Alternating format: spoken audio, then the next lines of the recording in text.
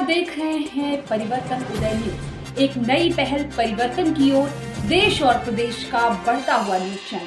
इसके साथ आगे बढ़ेंगे और देखेंगे आज की बड़ी खबर में क्या कुछ है खास।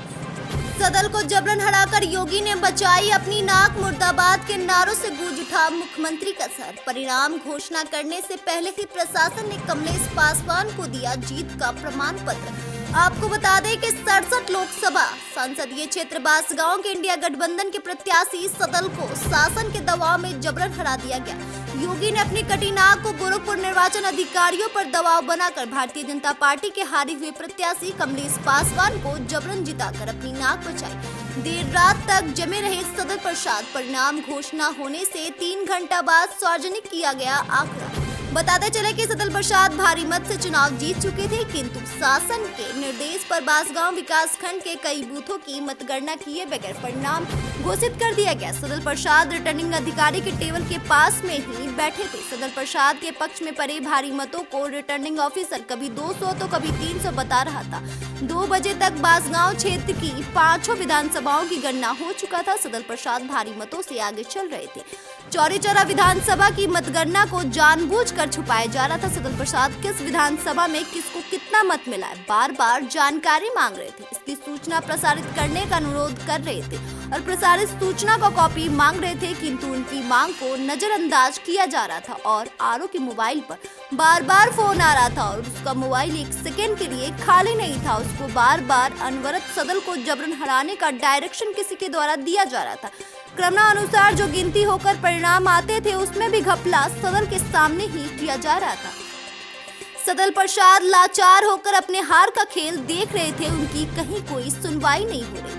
अपने साथ हो रहे जाति के खिलाफ वे आवाज उठाते रहे, किंतु गोरखपुर जिला प्रशासन के कानों में मुख्यमंत्री का स्वर गूंजता रहा। सीधे विजयी सदल को हराने का कार्य किया जा रहा था।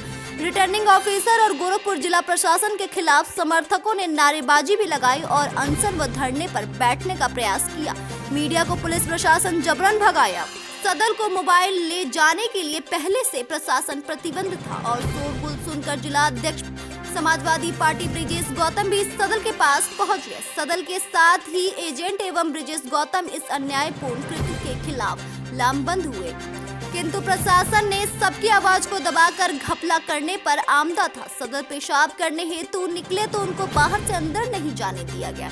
इतने में ही 4,28,693 मत प्राप्त दिखाते हुए 3,150 वोट से कमलेश पासवान को विजयी घोषित करने का सूचना प्रसारित कर दिया गया और सदल को 4,25,543 मिलने की सूचना प्रसारित किया गया। सदल प्रसाद ने पुनः मतगणना करने के लिए लिखित मांग की, किंतु उसे बिना अस्वीकार किए परिणाम घोषित कर जीत का प्रमाण पत्र कमलेश पासवान को दे दिया गया। जनता में जबरदस्त आक्रोश से सदल प्रसाद ने पूरे घटनाक्रम को निर्वाचन आयोग से लेकर प्रदेश में शीर्ष नेतृत्व को अवगत कराते हुए न्याय संगत कार्रवाई करते हुए पुनः मतगणना की मांग किया। कई घंटे तक सदल प्रसाद अपने समर्थकों के साथ मतगणना स्थल पर बैठे रहे, किंतु भारी संख्या में पुलिस तैनात कर समर्थकों को तितर-बितर किया गया। जिला अध्यक्ष ब्रिजेश गौतम ने योगी व गोरखपुर प्रशासन पर योजना बनाकर हराने का आरोप लगाते हुए कहा कि 45 डिग्री तापमान में बांसगांव संसदीय क्षेत्र की जनता ने इंडिया गठबंधन के प्रत्याशी को हौसला बढ़ाते हुए भारतीय जनता पार्टी की सरकार को हिला दिया। बरहज एवं बांसगांव के एक बूथ पर मतगणना किए बिना ही परिणाम की घोषणा कर दिया गया।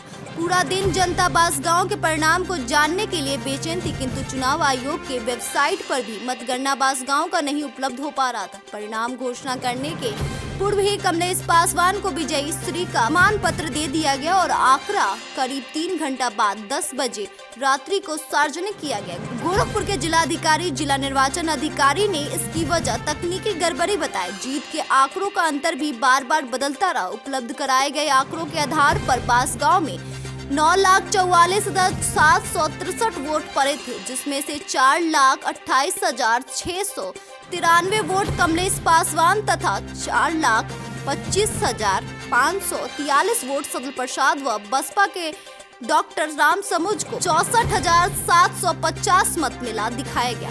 शाम लगभग 6 बजे विजयी होने की बात सामने आई। फिर भी सदल प्रसाद समर्थकों के साथ 5 विधानसभाओं की मतगणना की मांग पर डटे रहे। अधिकारियों ने चुनाव आयोग के मार्गदर्शन की बात कहकर पुनः मतगणना कराने से इनकार कर दिया।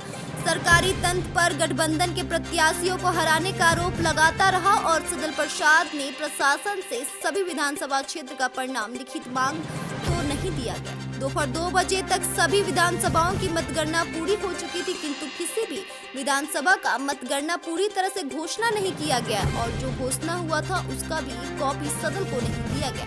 सदल को केवल 22 चरण की कॉपी दी गई थी। कुछ भी हो, प्रशासन ने सदल प्रसाद के साथ नाइंसाफी किया। उनके आंसुओं के एक-एक बूंद का हिसाब बांसगांव की जनता अवश्य लेगी।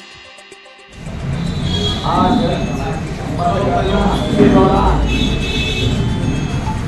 जिस तरह से धांधली की गई है,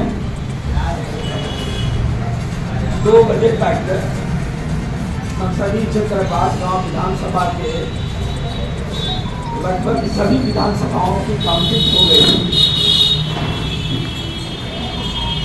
जो रिटर्निंग ऑफिसर होता है उस टेबल के पास में हम पहले से बैठे थे। बाद में जिलाध्यक्ष समाजवादी पार्टी ब्रजेश गौतम जी भी मेरे साथ में बैठे थे।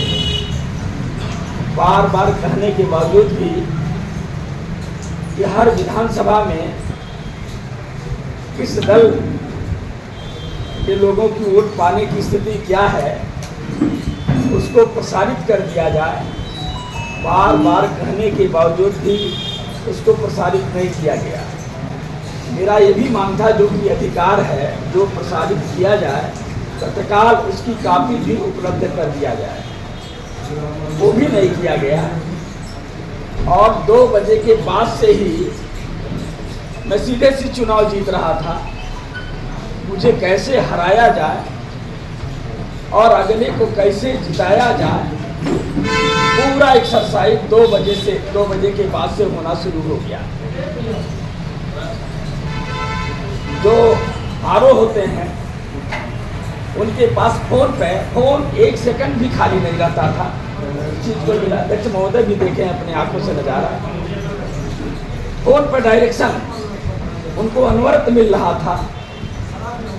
कई बार उन्होंने जो चरण वाइज जैसे चिल्लूपार में 18वें चरण में 19वें चरण में मुझे क्या मिला, अन्य लोगों को क्या मिला, मेरे फिगर को जो 3000 कुछ वोट मुझे मिले थे उसको कहीं 200 कुछ बताया जा रहा है, कहीं 300 कुछ बताया जा रहा है। 6 बार मैंने इस तरह से पकड़ने का काम किया, उनको रोकने का काम किया।